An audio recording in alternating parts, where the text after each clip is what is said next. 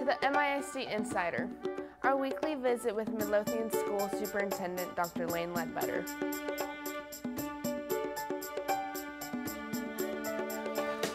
Hi, I'm Alexis Carey, and we're glad you joined us today as we get the inside information on MISD. Hello, Dr. Ledbetter. Good morning. Good morning. So several items were approved at the last board meeting. Let's visit about some of those. First, the board approved a raise for our staff. Tell us about that. Well, it's an exciting time. Our Board of Trustees was very willing to step out there early in the budgeting process and approve a 3% raise. And it's something that since I've been in the district, they have very much adamantly supported increasing our teacher pay year after year.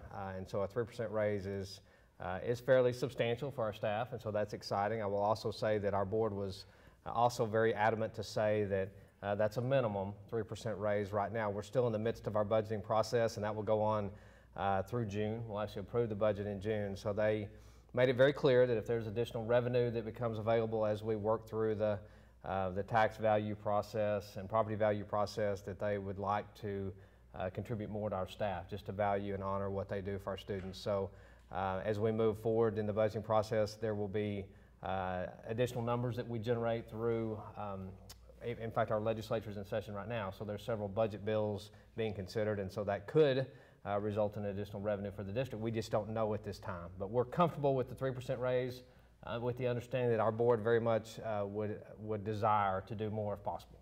Another topic was the addition of swimming at the high schools and then the soccer and wrestling at the middle schools. Yeah, and this is once again just an opportunity for our board to look at providing additional avenues for our students to get involved. And it's something that over the last probably year and a half to 2 years, we've had input from parents and community members with an interest in the middle school soccer, the middle school wrestling, and the swimming. And so Coach Kiesler, our athletic director, came to the board meeting last week or two ago and recommended the addition of these 3 programs, and our board very much supported that based on the fact that from a cost standpoint, the number of kids that will be involved will tremendously impact our district in a positive way, and so definitely want to get more kids involved if we can. So it's a great thing for the district.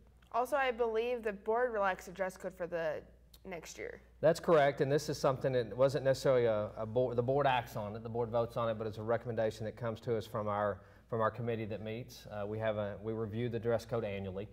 We have staff members and others that sit on that committee, and the recommendation was, I believe it was the hair length was one of the things for boys, for males, that right now I believe it has to be at the top of the collar. They've relaxed that down to the top of the shoulders. And then also I believe there's been in the dress code, students were not allowed to wear the athletic shorts, the spandex type waist.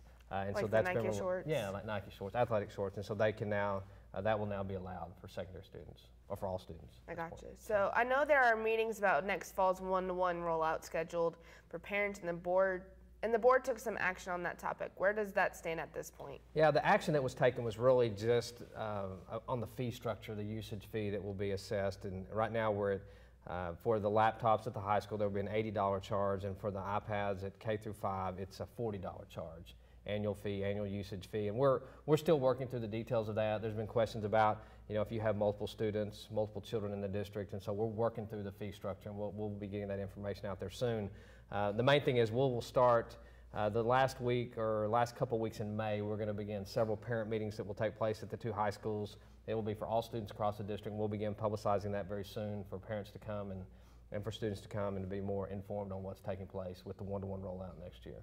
So finally, I believe some architects were hired. What are the first priorities of that work? Yeah, and I believe we've talked a little bit about that in the past. The architects were hired, and so we've been meeting with them, working on a timeline for the projects. We're going to begin the design phase of the next elementary 8, and middle school number 3, working with our architects, and then also begin some work on the new athletic facilities at Midlothian High School. So the baseball, softball facilities will be kind of in that first priority. And then we have some capital needs and some maintenance types things that will be taking place with roofs and HVAC systems.